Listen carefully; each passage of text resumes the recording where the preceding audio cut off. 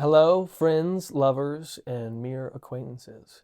My name is Reverend Gray, and today we're going to talk about psychedelics and spirituality.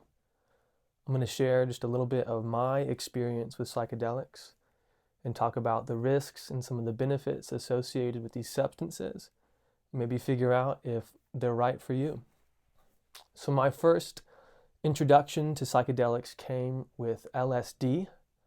I work in the service industry, so it's probably a lot easier for me to acquire illicit substances than most of you wonderful straight people.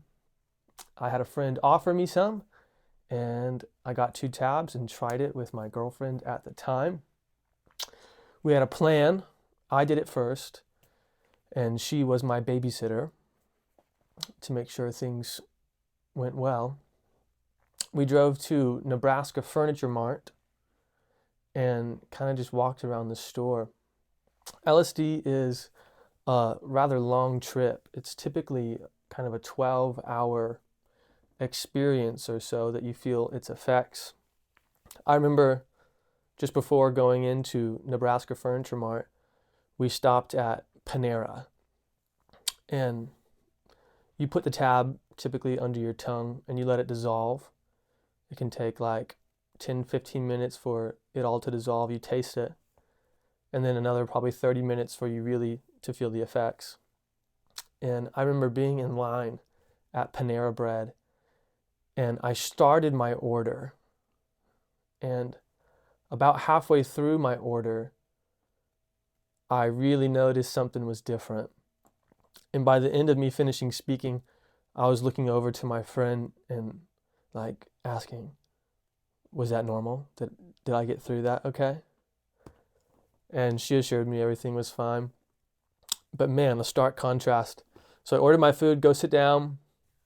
Seemingly 100 years later, the food comes out, and I'm sitting there looking at my sandwich, and I remember pressing in the bread with my fingers, and then I watched as the bread expanded back when I kind of released pressure. And to me, it looked like the sandwich was breathing. And I had this thought, this is eloquent, by the way. I had this thought in my mind. I said, bite that hoe. And so I bit the sandwich, and it was an interesting experience. So one of the effects of LSD is greatly on the sensory portion of your brain. It's quite interesting. So there's a part of your brain that is designed to filter physical sensation and experience. And from my understanding, LSD relaxes that filter. So you end up experiencing more sensory information than you typically do in a day. Your brain is constantly deciding what you need to experience to survive. For instance, when you're walking down a busy street, there may be 20 cars on the road, cyclists, 2 men shouting at each other, dogs barking in the distance. And maybe you only hear 1 or 2 of those cars. Maybe you're focused on the 2 men shouting. But you certainly aren't experiencing all of the sensory information that your body is capable of experiencing. Your brain decides what you need in each moment. So I could probably smell the floor of my room right now, but my brain has decided that's not incredibly important for me to survive, and so it limits that sensory experience. If you are camping in the woods at night, or if you've been outside at night, you just realize it seems like your hearing gets incredible. Like you hear something breathing in the distance, you hear a slight snap of a twig, the rustling of leaves. It all becomes very loud because your brain is telling you you need that to survive. You're vulnerable. And when you're on LSD, you experience your senses in a way you never have before, certainly in a magnified way.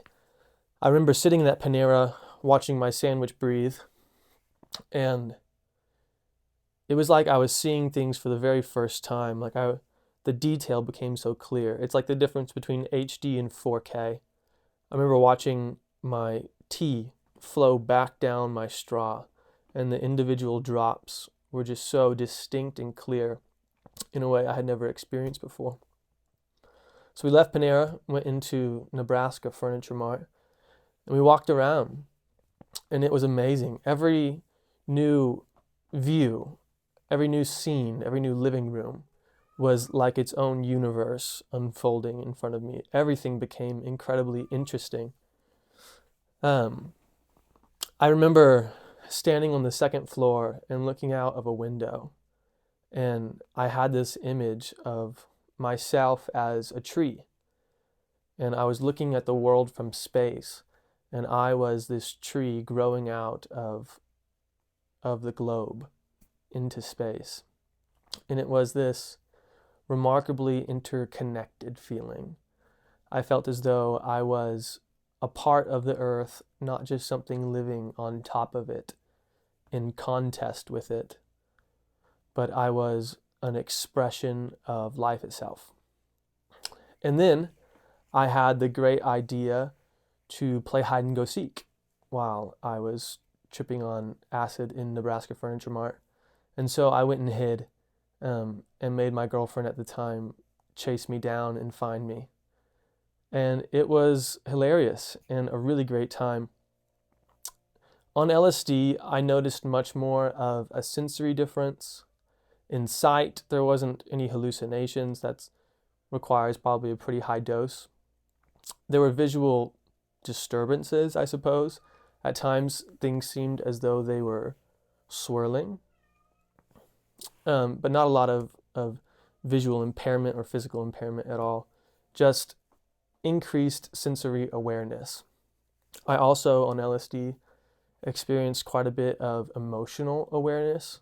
There were things that I had been avoiding emotionally at the time, and LSD helped me to hyper focus on them and kind of work through some emotional trauma, which was a really wonderful byproduct of LSD. And then 12 hours later, I felt a dwindling effect, and I experienced the psychological benefits of my first LSD trip for at least weeks after the experience. I felt more emotionally connected to the people around me and kind of spiritually grounded. I felt very clear. It gave me a lot of clarity in the aftermath. My next psychedelic experience came in the form of mushrooms. I love mushrooms. So LSD is a man-made substance. It was discovered by accident and has been incredibly beneficial to spiritualists and psychonauts afterwards, but mushrooms have been around for much, much longer. The key to understanding mushrooms, I think, is the idea of unity and interconnectedness. So, depending on the dose that you take will certainly determine your experience. A full dose, from my understanding, is 3.75 grams, but I have never gotten even close to 3 grams. I've done 2 grams and much more often 1 gram of mushrooms, psilocybin mushrooms. The shiitake just won't do it for you. So on my 2 grams of mushroom experience throughout my life, I felt much more of physical sensations when I've tried mushrooms, almost overwhelmingly so. And this is actually something I want to preface when talking about psychedelics, is that I see psychedelics as a tool. And a hammer in the hands of a carpenter is an incredibly useful tool. He can create works of art, masterpieces with his hammer. He's skilled in it. It's a part of him. He's used to it. It's second nature. And so it is useful to him. In the same way that a hammer can be useful, it can also be incredibly destructive. Think of the Beatles song, Maxwell's Silver Hammer Came Down Upon Their Heads. A hammer in the hands of someone angry and hurting can be a terrible weapon of destruction. And I think that one thing to consider before you ever touch a psychedelic is what you're bringing to the experience. if you are looking for a psychedelic to fix your problems for you, it won't. It absolutely won't. The best that a psychedelic can do is put you in a position to solve the problems yourself. Psychedelics are a tool, and they're incredibly useful. People use them recreationally, and I think that's okay. But there's this passage in the Bible that talks about the unforgivable sin. There's one unforgivable sin, and that's blasphemy of the Holy Spirit. And so I think that's significant because the Holy Spirit in the biblical text, if you're unfamiliar, is said to be the teacher that guides you in all truth. And so what I think we can glean from that verse that's practical and useful in our lives today is that we should be careful not to bastardize the tools and things that can lead us to transcendence or to a perspective of unity or wholeness. And I think there is a danger in psychedelics in becoming too casual with them. I think in some ways you lose the sacred potential of the substance. More so, I don't think that substances, whether it be mushrooms, LSD, alcohol, cigarettes, I don't think any of them that alter your brain state are inherently evil or bad. I think more importantly, one should assess what they are bringing to each substance, what you expect to get out of it, and what you're using it for. Some people have a predisposition to be alcoholics genetically. Some go to alcohol to avoid their pain, to avoid their suffering, to numb their senses. And some use alcohol for recreational fun. It helps them to be social. It helps them to relax after a hard day of work. And I think the difference in the outcomes of a substance, a use or abuse, is what the person is bringing to it. So keep that in mind when you're considering psychedelics. Another preface. I think one of the greatest benefits of a psychedelic experience induced by one of these substances is the exposure to discomfort. This ties in really well with my experience on shrooms. I remember the first time I tried mushrooms, I was in my apartment, and my girlfriend at the time sat down on my lap, and I just remember this overwhelming physical sensation that it was like all of my pores were bursting with light. And that might sound incredibly positive, and it certainly wasn't negative, but it was overwhelming to me. I had to push her off and say, "Get back," because it was just too much. And so one tool that will help you to engage with discomfort in general and the psychedelic experience specifically is breath work.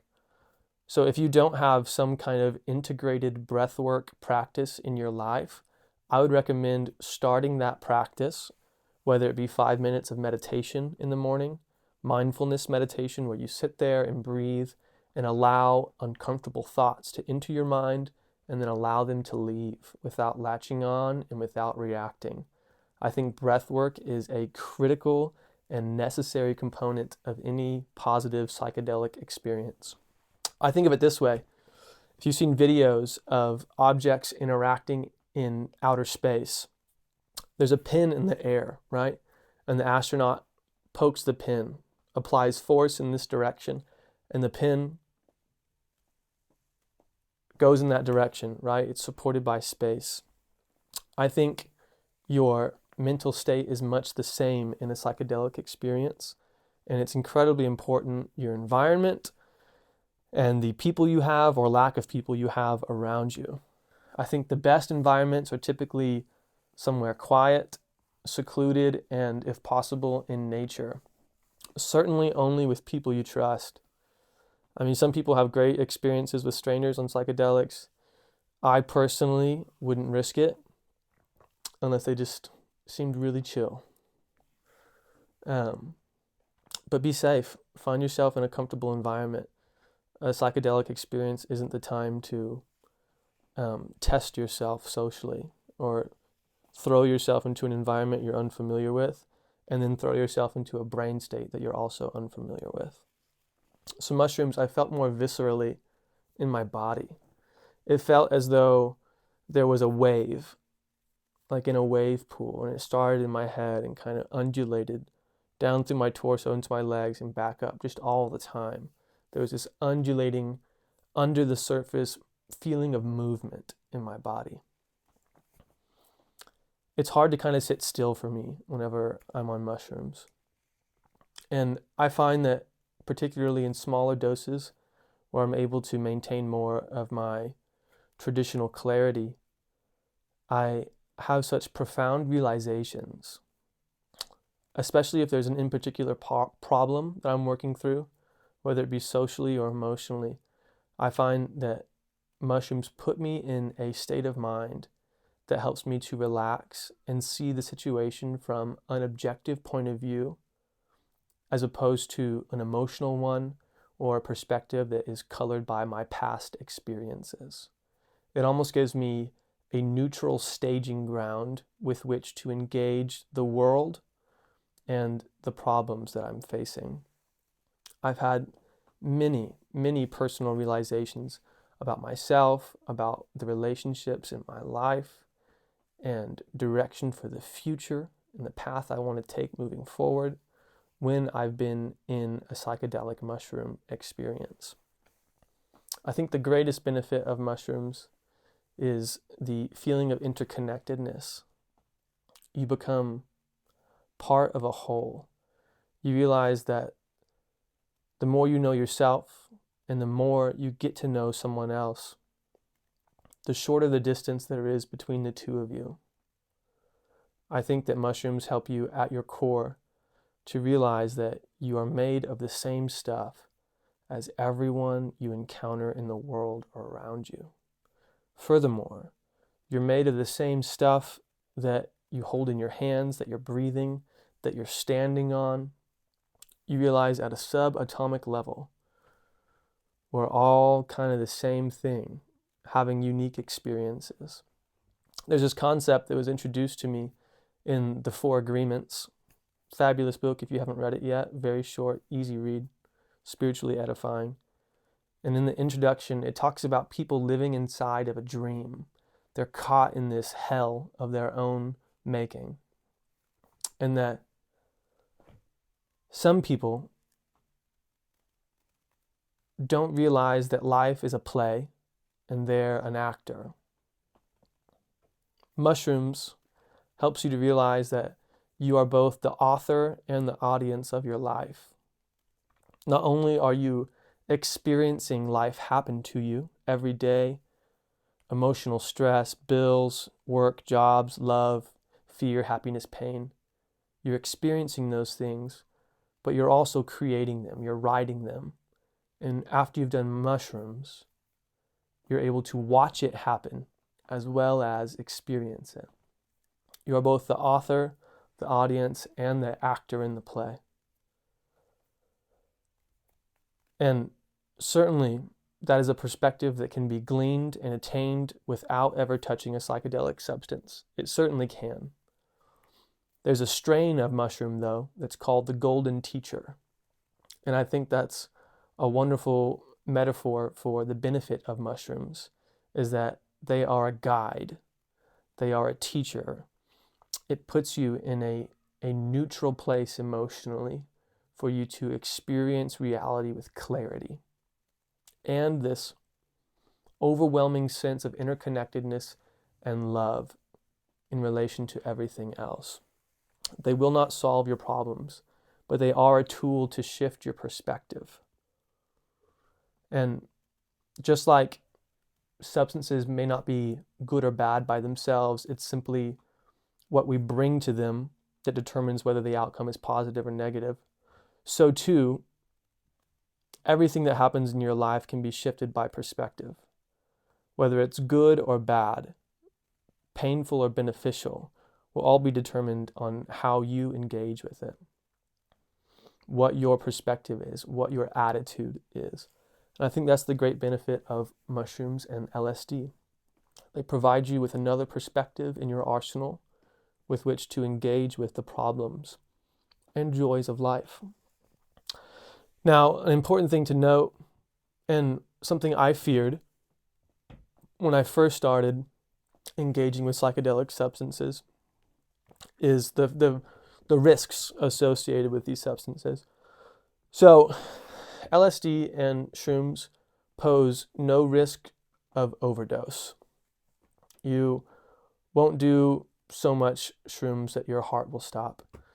There may be rare cases in which someone has taken an extreme dose of either LSD and shrooms and experienced negative physical complications related to that. A lot of times there's something else going on, like heart problems, other health conditions that existed before that may have been exacerbated by the psychedelic substance.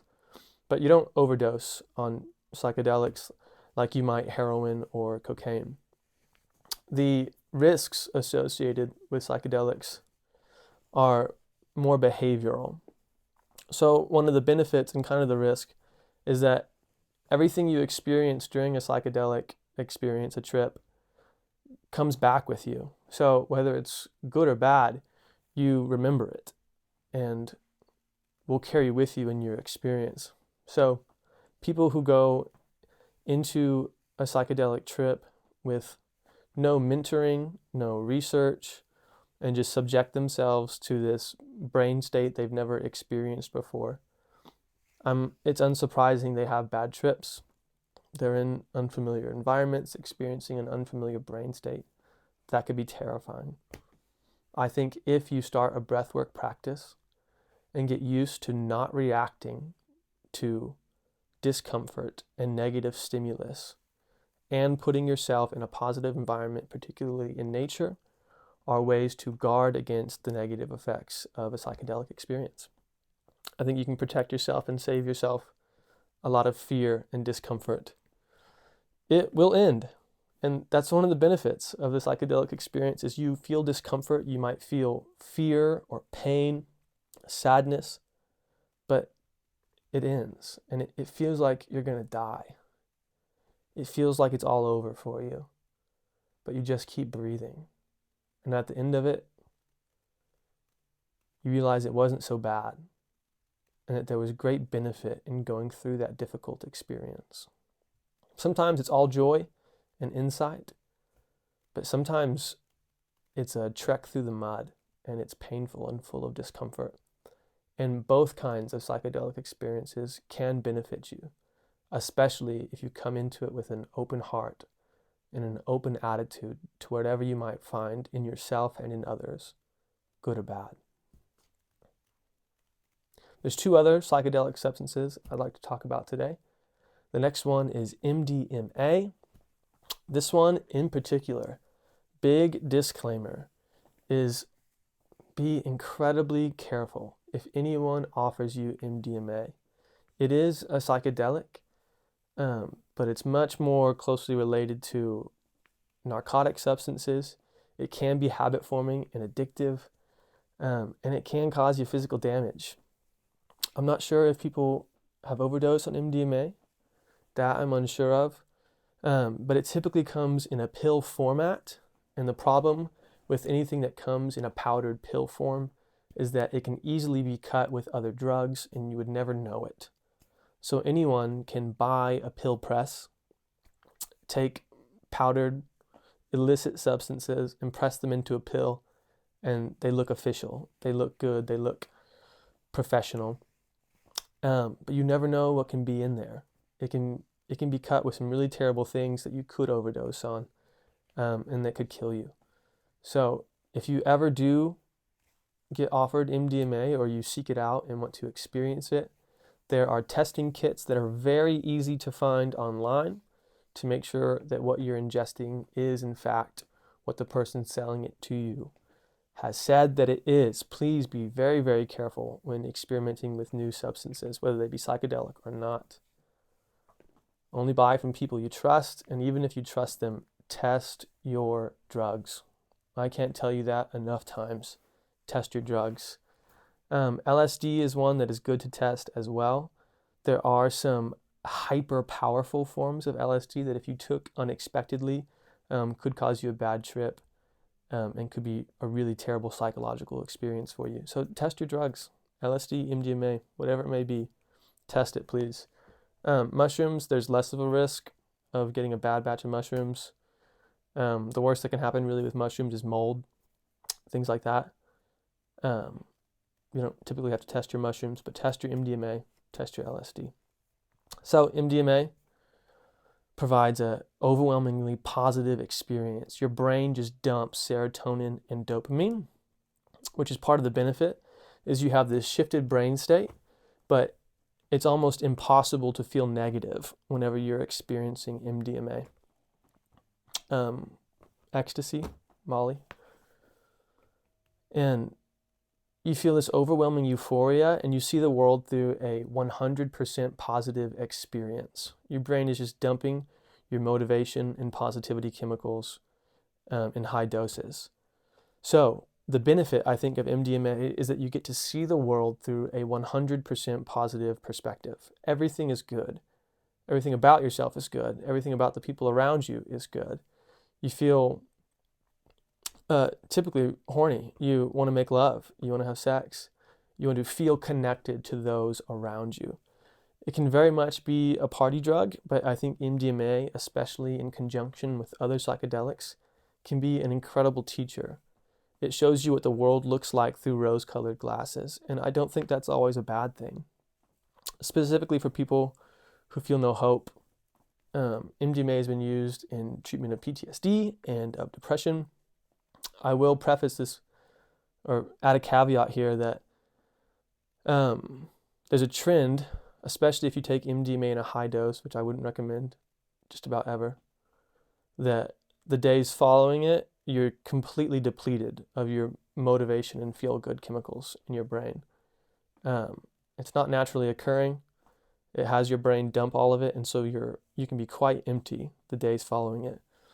So I've heard recommendations of like 5-HTP, different vitamins, vitamin D, vitamin B, B12, to help you in your recovery after taking MDMA. I wouldn't recommend it for everyone. I wouldn't seek it out.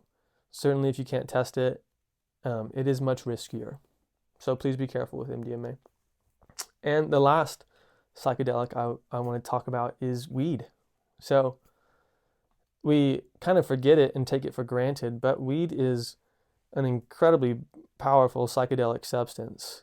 The problem with weed is that people use it so often that they normalize the shifted brain state and psychedelic experience. So I have used weed off and on for probably the last 4 to 5 years. And I actually vacillate quite a bit on weed.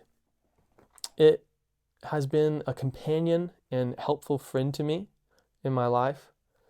I started smoking weed in a very, very dark place, and it was one of the only things that made me feel connected and safe in the world. And in that time of my life, it was incredibly valuable to me. I was suffering from OCD pretty terribly, and marijuana helped me to relax some of those obsessions and fearful thought patterns. But my relationship to weed over the years has certainly changed.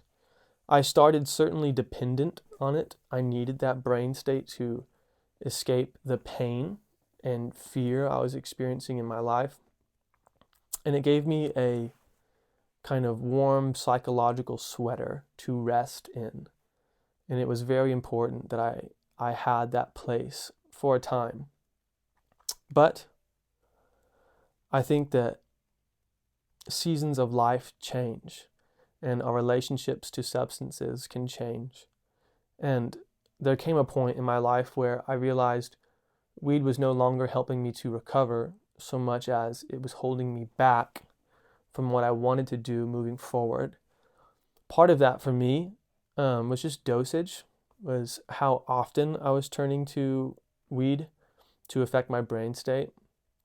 For much of the last several years, I was smoking every day, just about all day.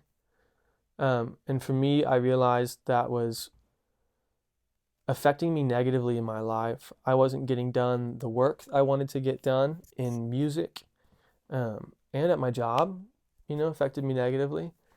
And I realized that what once was a helpful tool had become a bit of a stumbling block for me. So in recent years, I have dialed back my engagement with marijuana. I still smoke weed from time to time, sometimes on a daily basis. And when I do on a daily basis, typically it's in much smaller dosages than I have in the past. I go back and forth. Sometimes I think I want to quit it outright. And sometimes I realize that it still is a psychological benefit to me. And so I vacillate. And I still have not made a firm decision on whether I'm going to quit smoking weed or continue to smoke weed. Right now, I don't feel a great urgency to make a decision about marijuana in my life because I am accomplishing everything I want to accomplish right now. I'm very happy and very satisfied with my life at the moment. And I don't think weed is getting in the way of me moving forward any longer. And so I don't feel this urgency to cut it out of my life, but I am still open to that possibility. I think that the defense mechanisms we develop and the substances we turn to heal ourselves and to help us feel better for a moment are symptoms of much deeper issues. So if you find that you're abusing a substance of any kind, stopping that substance, stopping weed, stopping alcohol, may help you physically and psychologically. But I would also encourage you to seek out and search out the inner cause of that pain, because numbing your senses is a symptom of a much deeper hurt, a much deeper wound. So my encouragement to you isn't to treat the symptoms first by trying to change your behavior, so much as looking inward, finding the places with which you have been damaged and hurt, and healing those areas of your life. And I think you'll see that your behavior will change after that. You'll change your relationship with these substances. You won't go to weed as often. You won't go to cigarettes as often. You won't go to alcohol as often to change your brain state when the pain inside of you gets healed. That is my one great advice to you when engaging with any substance is look at yourself honestly. Be open to the possibilities that arise as you search out the reasons why you're engaging with these substances. I hope that this talk about psychedelics has been informative to you. It's been fun to share some of my experiences. I look forward to hearing your feedback and maybe some of your own experiences in the comments. Maybe in the future I'll share more funny stories about things that have happened on trips, good and bad. Until then, my friends, stay gray. Make sure you like this video and subscribe to see more. I love you.